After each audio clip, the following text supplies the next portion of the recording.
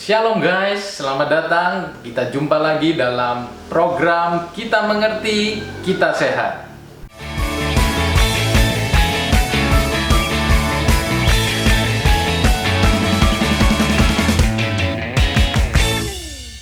Ya, pada kesempatan kali ini saya ingin menjawab pertanyaan dari beberapa orang tentang jumlah kasus positif di Sumba Barat khususnya. Karena ini menimbulkan keresahan. Ada perbedaan isu di masyarakat dengan laporan dari gugus tugas atau Satgas COVID-19 di Sumba Barat. Sebagai contoh, laporan data pasien terkonfirmasi dari satuan gugus tugas berbeda dengan isu-isu yang berkembang di masyarakat. Isu-isu yang berkembang di masyarakat, khususnya di daerah Sumba Barat, sudah banyak pasien-pasien yang dinyatakan positif COVID-19 oleh dokter dan menjalani masa isolasi. Namun, kenapa laporan pasien konfirmasi positif melalui satuan gugus tugas jumlahnya hanya sedikit saja? Ini yang akan saya bahas. Sebelum saya bahas, saya akan memberitahu bahwa pedoman yang dipakai oleh satuan gugus tugas atau Satgas Dinkes Sumba Barat, setahu saya itu adalah pedoman pencegahan dan pengendalian coronavirus disease atau COVID-19 dari Kementerian Kesehatan revisi kelima, itu bulan Juli tahun 2020. Dalam buku tersebut dikatakan demikian. Kasus konfirmasi seseorang yang dinyatakan positif terinfeksi virus COVID-19 yang dibuktikan dengan pemeriksaan laboratorium RT-PCR atau swab PCR. Jadi kasus konfirmasi itu hanya melalui pemeriksaan laboratorium RT-PCR.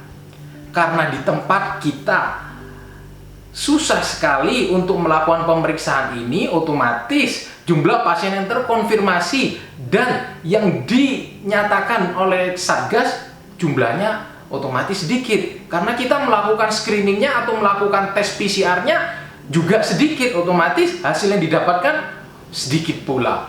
Lalu ada buku panduan lain, yaitu dari Perhimpunan Dokter Paru Indonesia, Perhimpunan Dokter Spesialis Penyakit Dalam, Perhimpunan Dokter Spesialis Kardiovaskuler, dan Perhimpunan Dokter Anestesi, serta Perhimpunan Dokter Anak Indonesia. Ini ada pedoman tata laksana COVID-19. Contoh bukunya seperti ini guys. Nah, di dalam pedoman tata laksana ini disebutkan untuk daerah yang kesulitan untuk melakukan pemeriksaan swab PCR atau RT-PCR, maka kasus konfirmasi bisa ditegakkan dengan kriteria sebagai berikut.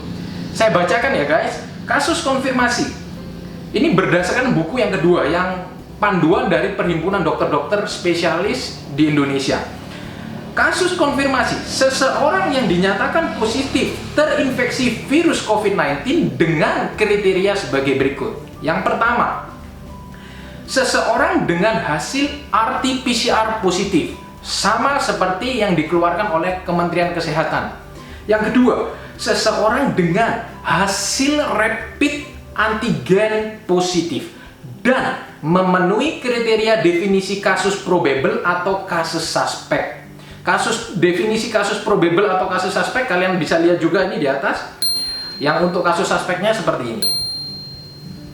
Ya, kriteria ketiga adalah seseorang tanpa gejala atau asimptomatik dengan hasil rapid antigen positif dan memiliki riwayat kontak erat dengan kasus yang probable atau kasus yang terkonfirmasi. Nah, di sini sudah jelas ya bahwa hasil rapid antigen yang positif disertai dengan gejala klinis, gampangannya itu kita sudah bisa nyatakan bahwa pasien tersebut terkonfirmasi. Dan ini adalah acuan yang saya sendiri gunakan. Karena mengingat daerah kita itu mengalami kesulitan untuk pemeriksaan RT-PCR atau swab PCR. Seperti itu guys. Jadi Tidak ada yang salah, hanya ada perbedaan acuan dalam penentuan kasus konfirmasi.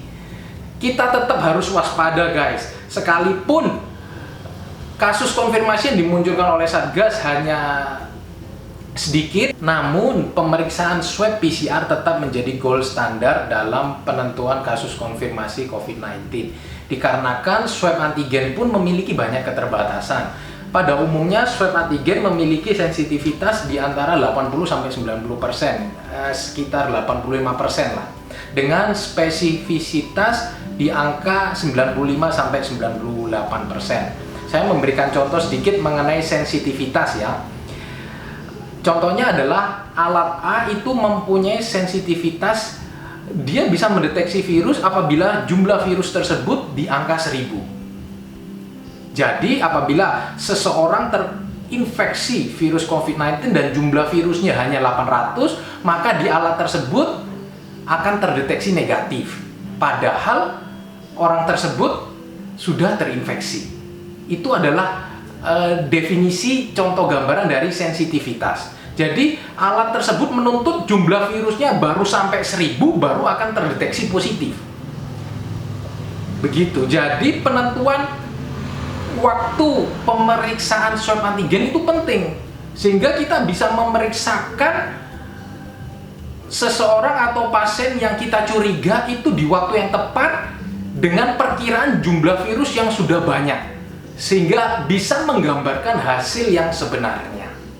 Itu mengenai sensitivitas. Lalu bagaimana dengan spesifisitas? Spesifisitas itu menunjukkan angka ketepatan. Apabila positif, angkanya berapa? Jadi satu alat yang saya punya sendiri itu ditulis di situ alat ini mempunyai spesifisitas di angka 98%. Artinya apabila didapatkan hasil positif pada alat tersebut, 98% pasti benar COVID-19 dengan margin error kurang lebih 2%. Namun setiap alat itu mempunyai sensitivitas dan spesifisitas yang berbeda-beda. Jadi kalian harus tahu setiap alat mempunyai kriteria yang berbeda-beda. Begitu guys. Saya sarankan juga guys bahwa pemeriksaan swab antigen tidak bisa digunakan sebagai evaluasi dalam pengobatan. Apabila seseorang sudah dinyatakan positif COVID-19 dengan pemeriksaan swab antigen, kalian tidak perlu ngecek lagi untuk 3 hari kemudian atau 1 minggu kemudian kalian ngecek, siapa tahu hasilnya sudah negatif. Swab antigen tidak bisa digunakan sebagai evaluasi. Seperti itu guys. Jadi evaluasi untuk kriteria sembuh hanya berdasarkan pemeriksaan PCR, atau apabila tidak tersedia pemeriksaan PCR, kriteria isolasi dan kriteria sembuh berdasarkan masa isolasi yang sudah ditentukan oleh kementerian dan berdasarkan gejala klinis yang nanti akan dilakukan penilaian langsung oleh dokter penanggung jawab. Begitu guys. Demikian video untuk penentuan kasus konfirmasi dari Kementerian Kesehatan dan maupun dari Perhimpunan Dokter-Dokter Spesialis.